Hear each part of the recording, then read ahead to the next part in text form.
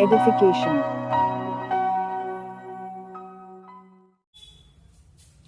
Hello students, कैसे हैं? आज हम फिर से कक्षा 12वीं के जो पद्य भाग के सूरदास के पद हैं उनको लेकर आए हैं। पहले पद में हमने देखा कि कैसे सूरदास जो है श्री कृष्ण लीला की वर्णन करते हैं, और यहाँ पर भी जो है यहाँ दूसरा पद है सूरदास के द्वारा आपकी पुस्तक में, जिसमें सूरदास जो है श्री कृष्ण की बाल लीला का वर्णन करते हैं। प्रस्तुत पद सूरदास की प्रसिद्ध रचना सूरसागर से ली गई है। इस पद के माध्यम से सूरदास भगवान श्री कृष्ण की बाल लीला का वर्णन करते हैं। पिछले पद में हमने देखा कि माता यशोदा जो है श्री कृष्ण को भोर होने का समय बता रही है कि भोर हो चुका है और उन्हें जगाने का काम कर रही है। इस पद में श्री कृष्ण के बाबा नंद के द्वारा उन्हें भोजन खिलाने का वर्णन है। इस पद के अध्ययन करने मात्र से हमें ऐसा लगता है कि हम श्री कृष्ण की लीला को अपने आंखों से देख रहे हैं। पिछले अध्याय में हमने जाना कि सूरदास के जो पद है वो वात्सल्य भाव से भरे होते हैं, और यह भी पद उनकी वात्सल्य भाव की ही एक रचना है, जिसमें हम अपने आप को अध्ययन करने के दौरान पाते हैं कि हम श्री कृष्ण की लीला को स्वयं अपनी आंखों से देख रहे हैं। इस पद में श्री कृष्ण के बाबा नंद के द्वारा उन्हें भोजन खिलाने का वर्णन है। यानी इस पद में बाबा नंद जो है वो श्री कृष्ण को भोजन खिला रहे होते हैं। बालक श्री कृष्ण अपने बाबा की गोदी में बैठकर भोजन कर रहे होते हैं। कृष्ण जो है वह नंद की गोदी में बैठे हुए हैं। इस दौरान वे कुछ भोजन खाते हैं और कुछ जमीन पर गिराते हैं। बालक कृष्ण, नन्हे बालक कृष्ण कुछ भोजन खुद खाते हैं और कुछ जमीन पर फेंक देते हैं। यह दृश्य काफी मनमोहक है, मन को मोहने वाला है, आकर्षित है। एक छोटे से बच्चे के द्वारा भोजन खाना और इस दौरान कुछ खाना और कुछ जो है वह जमीन पर फेंक देना। सूरदास देखते हैं कि बालक कृष्ण को दिए गए भोजन में कई व्यंजन हैं, और माता यशोदा के द्वारा तैयार किए गए कई सारे व्यंजन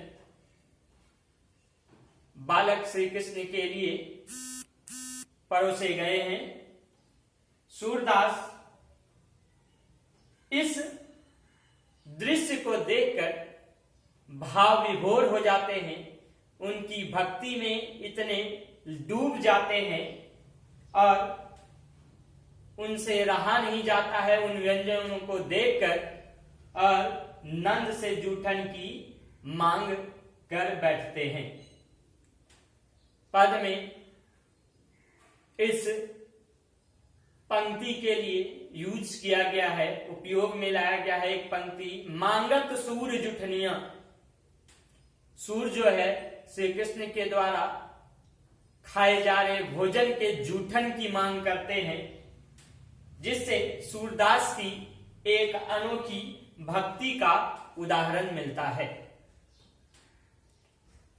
एक ऐसी भक्ति जिसमें वह अपने भगवान के जूठन को भी खाने के लिए तैयार हो जाते हैं। आगे सूरदास लिखते हैं कि भोजन करते समय नटखट कृष्ण कुछ भोजन खाते हैं और कुछ नंद के मुख में लगा देते हैं। आगे अपने पद की पंक्तियों में सूरदास यह उल्लेख करते हैं कि श्री कृष्ण जो है भोजन कर रहे होते हैं और कुछ देर के बाद वह क्या करते हैं कि जब वह भोजन कुछ खाते हैं और इस दौरान भोजन का कुछ हिस्सा जो है अपने हाथों से नंद के मुख पर, नंद के मुंह पर या उनके वस्त्रों पर लगा देते हैं, जिसे देखकर माता यशोदा और बाबा नंद भाव विभोर हो जाते हैं। बालक श्री कृष्ण के द्वारा किए गए कार्यों से प्रसन्न हो जाते हैं और तीनों लोक की सुखों को प्राप्त करते हैं। उन्हें ऐसे आनंद की अनुभूति होती है, ऐसे आनंद का अनुभव होता है जैसे उन्हें तीनों लोक का जो है वह सुख प्राप्त हो गया है। न सिर्फ माता यशोदा और नंद ही, बल्कि संसार के जितने भी प्राणी हैं, जितने भी माता पिता हैं, वह अपने बच्चों के बचपन की घटनाओं को देखकर आनंद से भाव विभोर हो जाते हैं। और फिर तो यह तो श्री कृष्ण की बाल लीला थी। इस प्रकार सूरदास अति सुंदर बाल लीला का वर्णन करते हैं, जो कि सुनने में काफी मनमोहक है। और इस तरह से हमने देखा कि सूरदास के दोनों पद श्री कृष्ण बाल लीला का कैसा अद्भुत वर्णन करते हैं। इसका एक और पार्ट आएगा जिसमें हम इसके वस्तुनिष्ठ प्रश्नों के बारे में अध्ययन करेंगे और उसके आगे भी हम आप लोगों के लिए हिंदी के अन्य अध्याय को लेकर धीरे धीरे प्रस्तुत होंगे। और आपसे उम्मीद करेंगे कि अगर मेरा वीडियो पसंद आए तो आप इसे लाइक, शेयर और कमेंट करेंगे ताकि मुझे भी आगे वीडियो बनाने में हौसला मिले। धन्यवाद।